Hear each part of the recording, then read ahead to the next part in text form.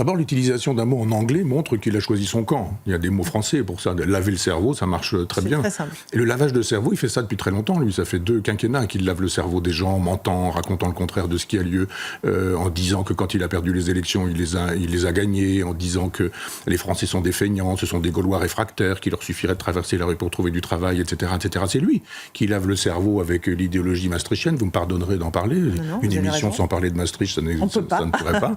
Mais on a fabriqué une idéologie dans laquelle il faut absolument oublier tout ce qui pose problème, tout ce qui montrerait que leur réel n'est pas si terrible que ça, que quand ils ont attaqué l'idée de Maastricht en 92, qui n'était qu'une idée en la présentant comme fasciste, nazi, etc., ça fait 30 ans qu'ils sont au pouvoir, les Maastrichtiens. Est-ce qu'ils ne pourraient pas dire, depuis 30 ans, on a peut-être fait des choses qui ne sont pas terribles, puisque voilà ce qui se passe. Notre idéologie est au pouvoir, sans contre-pouvoir. Vous voyez d'ailleurs que partout où vous avez un candidat potentiel à en finir avec cette idéologie-là, on l'interdit. On interdit Marine Le Pen, on interdit un candidat en Roumanie en disant ah mais celui-là c'est l'homme de Moscou. Mais non, c'est pas l'homme de Moscou, on n'a pas le temps, mais Moscou ne fait pas avec l'intelligence artificielle des fausses gifles que le président de la République recevrait. Ça sert à tout, Moscou. Ça sert à tout, la Russie, pour nous expliquer que ces gens sont dangereux, qu'il faut les interdire de se présenter aux élections.